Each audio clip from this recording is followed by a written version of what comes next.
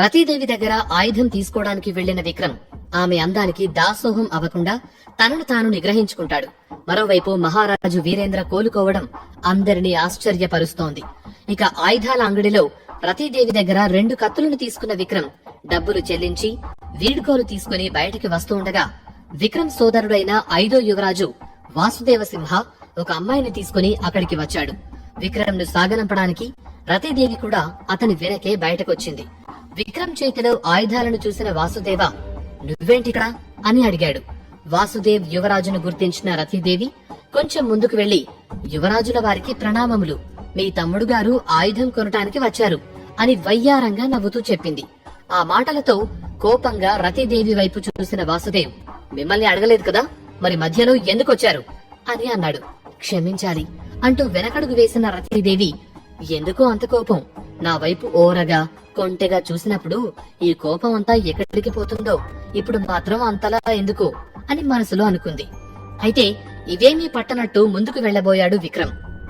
దాంతో అతనికి అడ్డుగా కత్తిని పెట్టి అడిగిన దానికి సమాధానం ఇవ్వకుండా వెళ్తున్నావు, నీకంటే పెద్దవాళ్లకి గౌరవం ఇవ్వాలని తెలీదా అంటూ మళ్లీ కోపడ్డాడు వాసుదేవ్. ఇంతకు ముందు రాజమహల్లో అడిగారు కదా, అప్పుడు కావలసినంత గౌరవం ఇచ్చాను కదా, సరిపోలేదంటే మళ్లీ ఇప్పుడు కూడా ఇస్తాను, ఇమ్మంటారా అని నవ్వుతూ అడిగాడు విక్రమ్. కళావతి సమక్షంలో విక్రమ్ చేసిన అవమానం గుర్తుకొచ్చి వాసుదేవ్ గొంతులో వెలక్కాయ పడినట్టు అనిపించింది. ఏమీ మాట్లాడలేకపోయాడు. కాని అతని పక్కనున్న అమ్మాయి ఊరుకోలేదు. అతనలా మాట్లాడుతూ ఉంటే చూస్తూ ఊరుకుంటావే బావా అని కోపం తెచ్చుకుంది. ఊరుకోకేం చేస్తాడు, నేనిచ్చే గౌరవం ఎలా ఉంటుందో తెలుసుగా మరి, అందుకే మౌనంగా ఉన్నాడు అంటూ విక్రమ్ నవ్వుతుంటే ఎక్కువ మాట్లాడుతున్నావు విక్రమ్, నీ పొగరు అణిచే సమయం దగ్గర పడింది అంటూ కత్తిని విక్రమ్ ముఖం మీదికి చూపిస్తూ అన్నాడు వాసుదేవ్. అన్నగారికి ఇంత కోపం ఎందుకో తెలుసుకోవచ్చా అని ఏమాత్రం బెరుకు లేకుండా అడిగాడు విక్రమ్. ఇదంతా గమనిస్తున్న రతీదేవి టపీమని మధ్యలోకొచ్చి వాసుదేవ్ యువరాజు వారు క్షమించాలి, విక్రమ్ గారు ఇప్పుడు మా అతిథి, ఆయనకి మీరు హాని తలపెట్టాలనుకుంటే నేను ఆయనకి సహాయంగా నిలబడటం జరుగుతుంది, అది మీరు గుర్తుంచుకోవాలి అని చెప్పింది. ఆమె మాటలకు వాసుదేవ్ కి మరింత కోపం వచ్చింది. ఓ, ఇదన్నమాట నీ రహస్యం, ఈ మాయలాడికి నీ శరీరం తాకట్టు పెట్టి నీకు కావలసినవన్నీ సమకూర్చుకుంటున్నావన్నమాట అని విక్రమ్ ని చూస్తూ వెటకారంగా అన్నాడు. రతీదేవికి వచ్చింది. నేను మాయలాడినా? అలా అయితే నా కోసం వచ్చేవాళ్లు మాయగాళ్లు కాదా? నువ్వెప్పుడు నన్ను కోరుకోలేదా? నన్ను పొందాలని తప్పించలేదా? నా కోసం పరితపించలేదా అని మనసులో అనుకుంటూ వాసుదేవ్ వైపు కోపంగా చూసింది. రతీదేవికి కోపం వచ్చినా విక్రమ్ మాత్రం కోపం తెచ్చుకోలేదు. అతను కావాలనే తనను రెచ్చగొడుతున్నాడని అర్థం చేసుకున్న విక్రమ్ నాకు శిక్షణకు సమయం అవుతుంది, వెళ్లాలి, సెలవ్ అంటూ అక్కడి నుండి వెళ్లిపోయాడు. అలా తనని ధిక్కరిస్తూ వెళ్లడంతో వాసుదేవ్ కి మరింత ఆగ్రహం కలిగింది. వెళుతున్న విక్రమ్ వైపు చూస్తూ ఆ వెంటనే రతీదేవి వైపు తిరిగి సమయం వచ్చినప్పుడు నీ అంతు చూస్తాను అని కోపంగా అన్నాడు. ఆ మాటలకు ఎలాంటి కోపం తెచ్చుకోకుండా పైగా నవ్వుతూ నిరీక్షిస్తూ ఉంటాను అని చెప్పి లోపలికి వెళ్లిపోయింది రతీదేవి. ఆమె అలా వెళ్లిపోవడంతో వాసుదేవ్ కోపం ఇంకా పెరిగింది. తన మరదలు భావన ముందు ఇలా జరగడం తట్టుకోలేక నీ ఎంత చూస్తాను అని బింకాలు పోతూ అక్కడి నుండి వెళ్లిపోయాడు. మరోపక్క ఆరావళి దగ్గర శిక్షణ తీసుకుంటున్న ప్రతాపసింహ ఆ శిక్షణ తీసుకోవడం అంత సులువైన పని కాదని గ్రహించాడు. శిక్షణ మొదలుపెట్టి కొద్ది కాలమే అయినా ఆరావళి దగ్గర శిక్షణ తీసుకోవటం చాలా కష్టమని భావించాడు. ప్రతాప్ పడుతున్న కష్టాలను చూసిన ఆరావళి పెద్దగా నవ్వుతూ మీ పెద్దమ్మ నీ గురించి చాలా గొప్పగా వీరుడివని శూరుడివని చెప్పింది, ఇదేనా నీ వీరత్వం అంటూ ప్రతాప్ గొంతు మీద కత్తిపెట్టింది. అప్పటికే శిక్షణతో అలసిపోయిన ప్రతాప్ కి నోరు తెరిచి మాట్లాడే ఓపిక కూడా లేకుండా పోయింది. అది చూసిన ఆరావళి నా దగ్గర శిక్షణ తీసుకోవాలంటే ఒక అర్హత ఉండాలి, యువరాజు అయినంత మాత్రాన 4 రకాల శిక్షణను తీసుకున్నంత మాత్రాన వీరుడివవ్వవు, వీరుడికి ఉండాల్సిన లక్షణం చావు ఎదురైనా తల వంచకపోవటం అంటూ కత్తిని పక్కకు తీసింది. ఇదంతా చూస్తున్న సేతుపతి నేను గమనించిన దాని ప్రకారం ప్రతాప్ ఇంకా మీ శిక్షణ తీసుకునే స్థితికి రాలేదు, మీకు అభ్యంతరం లేకపోతే ముందు నేను శిక్షణనిస్తాను అని ఆరావళితో అన్నాడు. మంచి ఆలోచన, ఆ పని చూడు, ప్రతాప్ నీకంటే వీరుడవ్వాలి అని విసురుగా అక్కడి నుండి వెళ్లిపోయింది ఆరావళి. ఆ మాటలతో నిరుత్సాహంతో పైకి లేచిన ప్రతాప్ నేను దేవిగారి అంచనాలను అందుకోగలనా అని అడిగాడు. నిన్ను దేవిగారు ఎన్నుకున్నారంటే నీకు అర్హత ఉందనే, కాని దానికి తగినట్టుగా నువ్వు కృషి చేయాలి అని నవ్వుతూ చెప్పాడు సేతుపతి. విక్రమ్ చేసిన అవమానానికి ప్రతీకారం తీర్చుకోవాలంటే ఇక్కడ శిక్షణ ముఖ్యం, అందుకే ఎంత కష్టమైనా సరే శిక్షణ కొనసాగించాలి అనుకున్నాడు ప్రతాప్. ఇక్కడ ఆయుధంతో ప్రతాప్ యుద్ధానికి సన్నద్ధమవుతూ ఉంటే అక్కడ విక్రమ్ తను తీసుకున్న ఆయుధాలతో ఇంటికి వెళ్లి మళ్లీ మాయాలోకానికి చేరుకున్నాడు. మాయాలోకంలో వేదాంశ్ అప్పటికే విక్రమ్ కోసం ఎదురు చూస్తూ ఉన్నాడు. విక్రమ్ రావడంతోనే శిక్షణ కోసం కావలసిన ఏర్పాట్లు సిద్ధం చేశాడు. గాలిలో నడుస్తూ కింద ఉన్న వస్తువులను చూపించి వాటిని గురి చూసి వాయుశక్తితో కొట్టడం సాధన చెయ్యమని చెప్పాడు వేదాంశ్.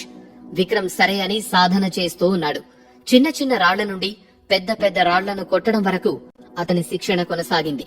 బాగా అలసిపోవడంతో శిక్షణ ముగించి ఇంటికి వెళ్లడానికి విక్రమ్ సిద్ధమవుతూ ఉండగా, ఈసారి వచ్చేటప్పుడు నీ ఆయుధం కూడా తెచ్చుకో అని అన్నాడు వేదాంశ్. సరే అని చెప్పి విక్రమ్ బయట లోకంలోకి వచ్చాడు. వచ్చి రాగానే అలసిపోయి పడుకుని ఆయుధం గురించి ఆలోచిస్తూ మళ్లీ గతంలోకి వెళ్లిపోయాడు. యోధను సాధించినందుకు అభినందనలు విక్రమ్. ఆ కత్తి నిజంగా చాలా పురాతనమైంది, ఇంకా శక్తివంతమైంది అని సంతోషంగా అంది ఆరావళి. నీకూడా అభినందనలు ఆరావళి అని అన్నాడు విక్రమ్. నాకెందుకు అని ఆరావళి అడగటంతో, మా నాన్నగారు మా ప్రత్యేక ఆయుధగారంలోకి నిన్ను తీసుకువెళ్లడానికి ఒప్పుకున్నారు అని చెప్పాడు. అవునా, నిజంగా ఒప్పుకున్నారా? అక్కడికి మీ వంశం వాళ్ళు తప్ప వేరేవారు ప్రవేశించడానికి అనుమతి లేదని నువ్వే చెప్పావు కదా అని ఆశ్చర్యంగా అడిగింది. భవిష్యత్తులో మాకు వంశాంకురాన్నిచ్చేది నువ్వే కదా, అందుకే అని విక్రమ్ చెప్పడంతో ఆరావళి సిగ్గుపడింది. ఆ సిగ్గు చూసి విక్రమ్ కి ముచ్చటేసింది. మెల్లగా ముందుకు వెళ్లి అమాంతం ఆమె నడుము చుట్టూ చెయ్యేసి దగ్గరికి లాక్కున్నాడు. అది ఊహించని ఆరావళి విక్రమ్ స్పర్శకి ఇంకా సిగ్గుపడింది. తల వంచేసుకుని వదులు వదులు అన్నట్టు చేతులతో అతన్ని తోసేస్తున్నట్టుగా చెప్పింది. కాని ఆ చేతులను పక్కకు నెట్టేసిన విక్రమ్ ఆరావళి బుగ్గ మీద ముద్దు పెట్టాడు.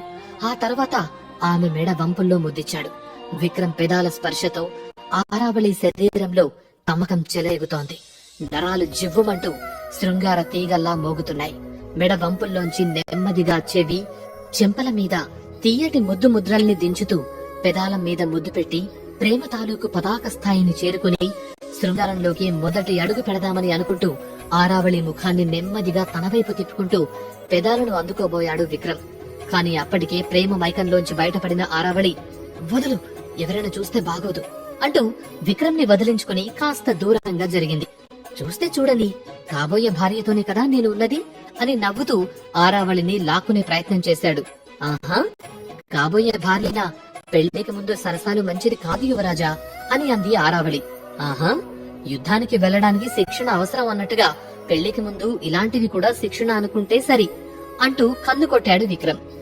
రాను రాను నీ అల్లరికి హద్దు లేకుండా పోతుంది యువరాజా అని చిరుకోపంతో అంది ఆరావళి. ఇలా ఇద్దరూ సరదాగా ఉద్యానవనంలో కబుర్లు చెప్పుకుంటూ ఉండగా మహామంత్రి విప్రవ హడావిడిగా అక్కడికొచ్చాడు.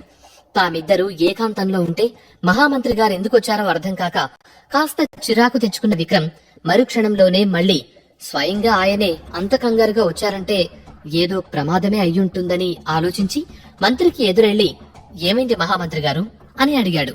మహామంత్రి చాలా ఆందోళనగా ఉన్నాడు. అది చూసిన విక్రమ్ మనసులో ఏదో కీడు శంకించింది. ఎలా చెప్పాలో అర్థం కాక కొద్దిసేపు మౌనంగా ఉన్న మహామంత్రి, వేటకని వెళ్లిన మన మహారాజు గారి మీద దాడి జరిగింది యువరాజా అని కంగారుగా అన్నాడు. ఆ మాట వినగానే విక్రమ్ కి కాళ్ల కింద భూమి కదిలినట్టనిపించింది. కాళ్లలో పట్టు తగ్గి నేల మీద పడిపోబోయాడు. అది గమనించిన ఆరావళి విక్రమ్ ని గట్టిగా పట్టుకుని పక్కనే ఉన్న రాతి బల్ల మీద కూర్చోపెట్టింది. విక్రమ్, విక్రమ్, కంగారు పడకు, ధైర్యంగా ఉండు, మహారాజు గారికి ఏమీ అవ్వదు అని ధైర్యం చెప్పింది. యువరాజా, మీరు ఈ సమయంలో ధైర్యంగా ఉండాలి. మహారాజు గారిని రాజ వైద్యశాలకు తీసుకుని వచ్చాము. చిన్న గాయమే, కానీ వారిపై ఉపయోగించిన ఆయుధానికి విషయం ఉన్నది, అందుకే సమస్యగా ఉంది. మన రాజవైద్యులు ఆ విషయానికి విరుగుడు కనిపెట్టే పనిలో ఉన్నారు. ఆయన మిమ్మల్ని చూడాలని కలవరిస్తున్నారు. రండి యువరాజా అని ముందుకు నడిచాడు మహామంత్రి. ఈ విషయం బయటకు తెలుసా అని సందేహంగా అడిగాడు విక్రమ్.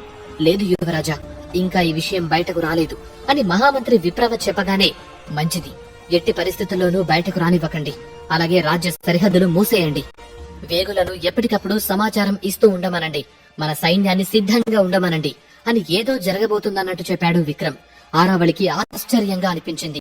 అందుకే, కంగారు పడకు విక్రమ్, ఇప్పుడు ఇవన్నీ అవసరమా అని అడిగింది. ఆ మాటలకి ఆరావళి వైపు చూస్తూ, దాడి జరగటం, పైగా విషం పోసిన ఆయుధాలు వాడటం, ఇవి చిన్న విషయాలుగా అనిపిస్తున్నాయా నీకు? చుట్టుపక్కల రాజ్యాలలో పరిస్థితులు నీకు తెలియదా? పక్కనున్న అంగరాజ్యం ఎప్పుడు సమయం చిక్కుతుందా, మన మీద ఎప్పుడు దాడి చేయాలా అని ఎదురు చూస్తూ ఉంది. అలాంటిది నాన్నగారు లేని ఈ సమయంలో వారికి ఈ వార్త చేరితే ఈ అవకాశం వదులుకుంటారా అని అడిగాడు. విక్రమ్ గొంతులోని గాంభీర్యం చూసి భయపడ్డ ఆరావళి, సరే నేనేమైనా సహాయం చేయగలనా అని అడిగింది. మీ రాజ్య వేగులకు కూడా సమాచారం సేకరించమని చెప్పు. అలాగే మీ రాజ్య సైనికుల్ని మన 2 రాజ్యాల మధ్యలో సిద్ధంగా ఉండమని చెప్పు అని ఆదేశించాడు. సరే ఇప్పుడే సమాచారం ఇస్తాను అని చెప్పింది ఆరావళి. అలా మాట్లాడుకుంటూనే మహారాజు గారు వైద్యం తీసుకుంటున్న చోటికి చేరుకున్నారు. మహారాజు గారి ఒంటికి ఏవేవో రసాయనాలు పూసి దానిపైన ఆకులను ఉంచి పడుకోబెట్టారు. ఆయన శరీరమంతా నల్లగా మారిపోయి కొన ప్రాణాలతో ఉన్నారు. నాన్నగారు అటు ఆయన దగ్గరికి విక్రమ్ వెళ్లబోతుంటే అతన్ని ఆపేసిన వైద్యులు, ఆయన స్పృహలో లేరు యువరాజా, మాకు కాస్త సమయం ఇవ్వండి అని చెప్పారు. మహారాజు గారిని అలా చూడగానే విక్రమ్ కి కళ్లలో నీళ్లు తిరిగాయి. గొంతులో బాధ నిండుకున్న ఆ సమయంలో, విషానికి విరుగుడు దొరికిందా అని వైద్యుల్ని అడిగాడు విక్రమ్. లేదు యువరాజా, ఎలాంటి విష ప్రయోగం చేశారో మాకు అంతు చిక్కడం లేదు. మాకు తెలిసిన శాస్త్రాలన్నీ తిరగేసి చూస్తున్నాము. నాన్నగారి మీద ఉపయోగించిన విషయం తాలూకా వివరాలు ఏమీ తెలియడం లేదు. ఇది పూర్తిగా కొత్తగా ఉన్నది అంటూ మా చేతుల్లో ఏమీ లేదన్నట్లుగా చెప్పారు వైద్యులు. మరిప్పుడెలా అని ఆందోళనగా విక్రమ్ అడుగుతుంటే, నాకు అనుమానం ఉంది యువరాజా, అందుకే నాకు తెలిసిన ఒక మిత్రుడి సహాయం అర్థిస్తూ మనిషిని పంపాను. విషానికి విరుగుడివ్వడంలో అతనికి ప్రత్యేక నైపుణ్యం ఉంది.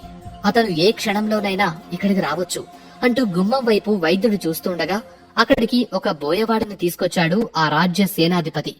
చూడడానికి 70 ఏళ్ల వయసువాడిలా ఉన్న ఆ బోయవాడి పేరు బొమ్మరయ్య.